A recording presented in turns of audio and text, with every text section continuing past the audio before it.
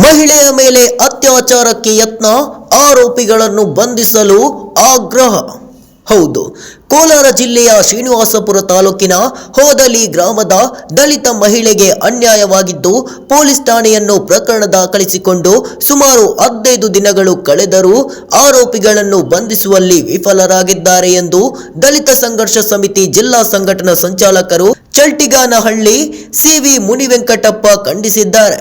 ಪಟ್ಟಣದ ಪ್ರವಾಸಿ ಮಂದಿರದಲ್ಲಿ ಸುದ್ದಿಗೋಷ್ಠಿ ನಡೆಸಿ ಮಾತನಾಡಿದ ಅವರು, ಹೋದಲಿ ಗ್ರಾಮದ ಮಹಿಳೆ ಯಶೋದಮ್ಮ ಮೇಲೆ ಅದೇ ಗ್ರಾಮದ ನಾಗೇಂದ್ರ ಬಾಬು ಮತ್ತು ಶಶಿಕುಮಾರ್ ಎಂಬ ವ್ಯಕ್ತಿಗಳು ಕುಡಿದ ಅಮಲಿನಲ್ಲಿ ಜಾತಿ ನಿಂದನೆ ಹಾಗೂ ಮಾನಭಂಗಕ್ಕೆ ಪ್ರಯತ್ನ ಮಾಡಿರುವ ಆರೋಪಿಗಳನ್ನು ಬಂಧಿಸಿ ತಕ್ಕ ಶಿಕ್ಷೆ ನೀಡಬೇಕು.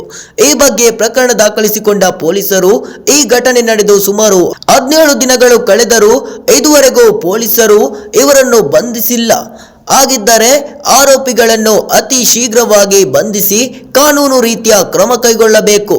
ಇಲ್ಲವಾದರೆ ಉಗ್ರ ಹೋರಾಟ ಹಮ್ಮಿಕೊಳ್ಳುವುದಾಗಿ ಪೊಲೀಸ್ ಇಲಾಖೆಗೆ ಎಚ್ಚರಿಕೆ ನೀಡಿದರು.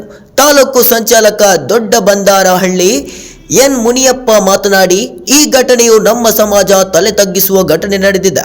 ಬಡ ಮಹಿಳೆಯ ಮೇಲೆ ಜಾತಿ ನಿಂದನೆ ಹಾಗೂ ಮಾನಭಂಗಕ್ಕೆ ಪ್ರಯತ್ನ ಮಾಡಿರುವ ಆರೋಪಿಗಳನ್ನು ಬಂಧಿಸುವಲ್ಲಿ ಪೊಲೀಸ್ ಇಲಾಖೆ ವಿಫಲವಾಗಿದೆ.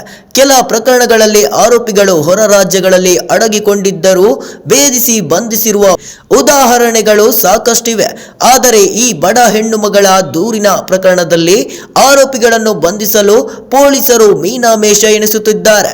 ಜೊತೆಗೆ ಆರೋಪಿಗಳನ್ನು ವಶಕ್ಕೆ ಪಡೆಯಲು ಹಣ ಪ್ರಭಾವವೋ ಅಥವಾ ರಾಜಕೀಯ ಪ್ರಭಾವಿಗಳ ಒತ್ತಡಕ್ಕೆ ಮಣಿದು ಆರೋಪಿಗಳನ್ನು ವಶಕ್ಕೆ ಪಡೆಯುತ್ತಿಲ್ಲವೋ ಅರಿವಾಗುತ್ತಿಲ್ಲ.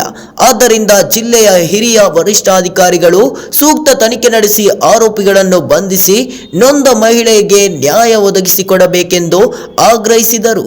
ಹೋದಲಿ ಗ್ರಾಮದ ನೊಂದ ಮಹಿಳೆ ಯಶೋದಮ್ಮ ಮಾತನಾಡಿ, ಕಳೆದ ತಿಂಗಳಲ್ಲಿ ಗ್ರಾಮದ ನಾಗೇಂದ್ರ ಹಾಗೂ ಶಶಿಕುಮಾರ್ ಎಂಬುವರು ನಾನು ಮನೆಯಿಂದ ಹೊರಗೆ ಹೋದ ಸಮಯದಲ್ಲಿ ನನ್ನನ್ನು ಎತ್ತಿಕೊಂಡು ಹೋಗಿ ನನ್ನನ್ನು ಮಾನಭಂಗ ಮಾಡಲು ಪ್ರಯತ್ನಿಸಿದರು. ಕೈ ಮುಗಿದು ಬೇಡಿಕೊಂಡರೂ ಬಿಡದೆ ಎಳೆದಾಡಿದರು. ನನ್ನನ್ನು ಮತ್ತು ನಿಮ್ಮ ಗಂಡನನ್ನು ಕೊಲೆ ಮಾಡುವುದಾಗಿ ತಿಳಿಸಿದರು. ನಂತರ ಅವರಿಂದ ತಪ್ಪಿಸಿಕೊಂಡು ಬಂದು ಪೊಲೀಸ್ ಠಾಣೆಗೆ ಅದೇ ತಡರಾತ್ರಿ ದೂರು ಸಲ್ಲಿಸಿದ್ದು, ಇದುವರೆಗೂ ಪೊಲೀಸರು ಆರೋಪಿಗಳನ್ನು ಬಂಧಿಸಿಲ್ಲ. ಆದ್ದರಿಂದ ನನಗೆ ಜೀವ ಭಯವಿದ್ದು ನನಗೆ ಆಗಿರುವ ಅನ್ಯಾಯ ಮತ್ತೊಬ್ಬರಿಗೆ ಆಗದಂತೆ ಪೊಲೀಸರು ಆರೋಪಿಗಳನ್ನು ಅತಿ ಶೀಘ್ರವಾಗಿ ಬಂಧಿಸಿ ಕಾನೂನು ರೀತಿಯ ಕ್ರಮ ಕೈಗೊಳ್ಳಬೇಕು ಎಂದು ಕೋರಿದರು. Venkat, NKST4 news, Kolar. ತಲೆ ತಗ್ಗಿಸುವಂಥ ಕೃತ್ಯ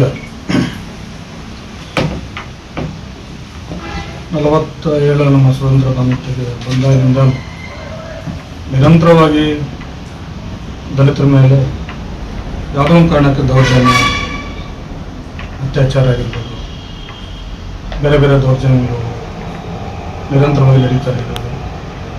ಅದರ ಸರ್ಕಾರ ಕೂಡ ವಿಫಲ ಆಗ್ತಾ ಇದೆ. ಏನು ಸರ್ ಇದು ಪೊಲೀಸ್ ಯಂತ್ರಾಂಗ ಏನು ಮಾಡ್ತಾ ಇದೆ, ದಲಿತರು ನಮಗೇನು ನೋವಾದಾಗ, ನಮ್ಮ ಮೇಲೆ ದೌರ್ಜನ್ಯ ಆದಾಗ ಒಂದು ಪೊಲೀಸ್ ಸ್ಟೇಷನ್ಗೆ ಒಂದು ಕಂಪ್ಲೇಂಟ್ ಕೊಡ್ತೀವಿ. ಅದು ಕೊಟ್ಟ ತಕ್ಷಣ ಏನು ಕೃತ್ಯ ನಡೆದಿದೆ ಅಲ್ಲಿ ಹೋಗಿ ವಿಚಾರಣೆ ಮಾಡಿ ಯಾರು ತಪ್ಪಿಸಿದ್ದಾರೆ ಅವ್ರನ್ನ ಅರೆಸ್ಟ್ ಮಾಡಿದ್ರೆ ನಾಳೆ ಮಾಡೋರಿಗೆ ಇನ್ನು ಬೇರೆಯವ್ರಿಗೆ ಸ್ವಲ್ಪ ಭಯ ಆಗುತ್ತೆ. ಪೊಲೀಸ್ ಇಲಾಖೆ ತುಂಬ ಶಕ್ತಿಯುತವಾಗಿ ಕೆಲಸ ಮಾಡ್ತಾರೆ ಅಂತ ಅಂದ್ಕೊಳ್ತಾರೆ. ಈಗ ನಾವು ಉದಾಹರಣೆಗೆ ಇದು ಉದಲಿಯಲ್ಲಿ ಸುಮಾರು ಒಂದು 60-70 ಮನೆ ದಲಿತರ ಮನೆ ಇರುವಂಥ ಆ ಊರಲ್ಲಿ ಈ ಥರ ಆಗಿದೆ ಅಂದರೆ 1-2 3-4 ಮನೆ ದಲಿತರು ಮನೆ ಊರಿನಲ್ಲಿ ಪರಿಸ್ಥಿತಿ ಹೆಂಗಿರ್ತದೆ. ಸುಮಾರು ಜನ ಈ ಇನ್ಸಿಡೆಂಟನ್ನು ಹೇಳೋದಕ್ಕೆ ಭಯ ಬೀಳ್ತಾ ಇದ್ದಾರೆ. ಕಾರಣ ಅವರು ರಾಜಕೀಯವಾಗಿ ಆಗಿರ್ಬೋದು, ಇಲ್ಲ ದುಡ್ಡಲ್ಲಾಗಿರ್ಬೋದು, ಬೇರೆ ಬೇರೆ ಕಾರಣದಲ್ಲಿ ಸ್ವಲ್ಪ ಅವರು ಕೈವಾಡ ಜಾಸ್ತಿ ಇದೆ. ಎಲ್ಲಿ ತೊಂದರೆ ಮಾಡ್ತಾರೋ ನಮಗೆ ಬೇರೆ ಇದರಿಂದ ಎಲ್ಲೆಲ್ಲಿ ನಮ್ಗೆ ಒತ್ತಡ ಮಾಡ್ತಾರೋ ಅನ್ನೋ ಒಂದು ಭಯದಿಂದ ಅವರು ಭಯಭೀತರಾಗಿದ್ದಾರೆ. ಈಗ ಇವ್ರ ಕುಟುಂಬಕ್ಕೆ ಮತ್ತು ಅವ್ರ ಊರಲ್ಲಿರುವಂಥ ಏನು ನಮ್ಮ ದಲಿತ ಕುಟುಂಬಗಳಿದೆ ಅವರು ಕೂಡ ನಮ್ಮ ಪೊಲೀಸ್ ಇಲಾಖೆಯಿಂದ ರಕ್ಷಣೆ ಕೊಡುವಂಥ ನಮಗೆ ಅನಿವಾರ್ಯ ಇವಾಗ ಆಗಿದೆ, ಇವತ್ತು ಬಂದಿದೆ.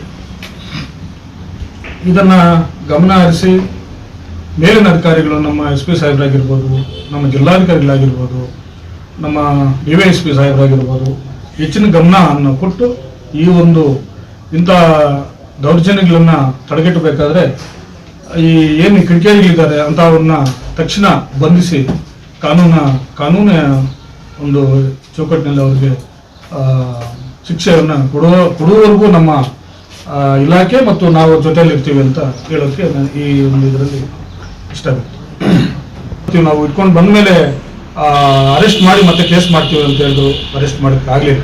2-3 ದಿನ ಆದ್ರೂ ಅರೆಸ್ಟ್ ಮಾಡಲಿಲ್ಲ. ಎಲ್ಲ ಹೋಗಿ ಬರ್ತಾ ಇದೀವಿ ಅಂತ. ಈಗಿರುವಂಥ ಏನು ಟೆಕ್ನಾಲಜಿ ಮುಂದುವರೆದಿದೆ, ಇವತ್ತು ಏನು ಫೋನ್ ಲೊಕೇಶನ್ ಹಾಕೋಬೋದು, ಬೇರೆ ಬೇರೆ ಇನ್ನು ಇದಕ್ಕೆಲ್ಲ ಬೇರೆ ಅವ್ರದ್ದೇ ಅಂತ ಇನ್ವೆಸ್ಟಿಗೇಷನ್ ಇದೆ. ಏನು ದೊಡ್ಡ ಕೆಲಸ ಅಲ್ಲ ಇದು.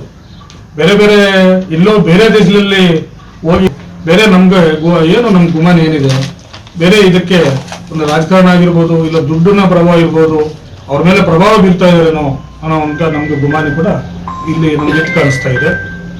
ಇದನ್ನ ಮನಗಂಡು ದಯವಿಟ್ಟು ನಮ್ಮ ಜಿಲ್ಲಾಧಿಕಾರಿಗಳಾಗಿರ್ಬೋದು, ಇಲ್ಲ ನಮ್ಮ ರಕ್ಷಣಾಧಿಕಾರಿಗಳು SP ಸಾಹೇಬರಾಗಿರ್ಬೋದು ಇದನ್ನ ಅರ್ಥ ಮಾಡಿಕೊಂಡು ಆದಷ್ಟು ಬೇಗ ಅವ್ರನ್ನ ಅರೆಸ್ಟ್ ಮಾಡಬೇಕು, ಅವ್ರನ್ನ ಕಾನೂನು ಇದಕ್ಕೆ ಕೊಡಬೇಕು ಅಂತೇಳಿ ಈ ಒಂದು ಪತ್ರಿಕಾಗೋಷ್ಠಿಯನ್ನು ನಾವು ಒಂದು ಒತ್ತಾಯ ಮಾಡ್ತಾ ಇದ್ದೀವಿ. ಒಂದು ವೇಳೆ ಇದನ್ನ ಇದೇ ಥರದ ಮುಂದುವರಿಸಿದ್ರೆ ಅವರು ಯಾವ್ದನ್ನ ಒಂದು ಇನ್ಸಿಡೆಂಟ್ ಬಂದಾಗ ಅವರು ಈ ಒಂದು ಇದರಲ್ಲಿ ಅರೆಸ್ಟ್ ಮಾಡಲಿಲ್ಲ ಅಂದ್ರೆ ನಾವು ಹಂತವಾಗಿ ಕಾರ್ಯಕ್ರಮ ಮಾಡೋದಕ್ಕೆ ದಲಿತ ಸಂಘರ್ಷ ಸಮಿತಿ ಹಿಂದೆ ಸರಿಯೋದಿಲ್ಲ ಅಂತೇಳಿ ಈ ಒಂದು ಪತ್ರಿಕಾ ಮೊದಲಿ ಗ್ರಾಮದ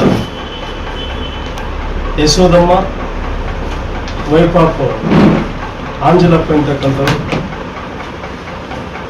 ದಿನಾಂಕ 13/9/2024 ರಾತ್ರಿ 9 ಗಂಟೆಗೆ ಮಲ ವಿಸರ್ಜನೆಗೋಸ್ಕರ ಮನೆಯಿಂದ ಹೊರಗಡೆ ಹೋಗುವ ಸಂದರ್ಭದಲ್ಲಿ ಅದೇ ಗ್ರಾಮದ ಸವರ್ಣೀಯ ಜಾತಿಯ ನಾಗೇಂದ್ರ ಬಾಬು ಶಶಿ ಅಂತಕ್ಕಂಥವರು ಸವರ್ಣೀಯ ಜಾತಿಗೆ ಸೇರಿರ್ತಕ್ಕಂಥ ಅವರಾಗಿರುತ್ತಾರೆ. ಈ ಅಮ್ಮ ಮಲ ವಿಸರ್ಜನೆಗೆ ಹೊರಗಡೆ ಹೋಗಬೇಕಾಗಿತ್ತು. ಹೊರಗಡೆ ಹೋಗುವ ಸಂದರ್ಭದಲ್ಲಿ ಮನೆಯಿಂದ ಒಂದು 100 ಮೀಟರ್ ದೂರದಲ್ಲಿರ್ತಕ್ಕಂಥ ಜಾಗದಲ್ಲಿ ಅಳಿಸಿಕೊಳ್ಳುವಂತಹ ಇವರಿಬ್ಬರು ಆಯಮ್ಮನನ್ನು ಅಪಹರಣ ಮಾಡಿಕೊಂಡೋಗಿ ಕಿಡ್ನಾಪ್ ಮಾಡ್ಕೊಂಡೋಗಿ ಬಲವಂತದ ಮೇಲೆ ಅವನ ಮಾನಭಂಗವನ್ನು ಮಾಡಬೇಕಂತೇಳಿ ಪ್ರಯತ್ನ ಮಾಡಿಸಿದ್ದಾರೆ. ಆ ಪ್ರಯತ್ನಕ್ಕೆ ಎಮ್ಮ ಕೋಪಗೊಂಡು ಅವರು ಆಯಮ್ಮನ ಬಟ್ಟೆಗಳೆಲ್ಲ ಹರಿದಾಕಿ ಮಾನಭಂಗಕ್ಕೆ ಪ್ರಯತ್ನ ಮಾಡಿದ ಸಂದರ್ಭದಲ್ಲಿ ಈ ಯಶೋದಮ್ಮ ಅಂತಕ್ಕಂಥವರು ಕಾಲಲ್ಲಿ ಒದ್ದು ಸುಮಾರು ಸಲ ಕೈ ಮುಗಿದು ಬೇಡ್ಕೊಂಡು ಕೂಡ ಅವ್ರು ಬಿಟ್ಟಿಲ್ಲ. ನಂತರ ಆಯಮ್ಮ ಬಾಯಿಯನ್ನು ಮುಚ್ಚುವ ಸಂದರ್ಭದಲ್ಲಿ ಆಯಮ್ಮ ಅವರ ಕೈಯನ್ನ ಕಚ್ಚಿದಾದ್ಮೇಲೆ ಮತ್ತೆ ಯಶೋದಮ್ಮ ಅಂತಕ್ಕಂಥವರು ಕಾಲಲ್ಲಿ ಒದ್ದಿದ್ದಾದ್ಮೇಲೆ ಅವರು ಓಡಿ ಹೋಗಿರ್ತಾರೆ.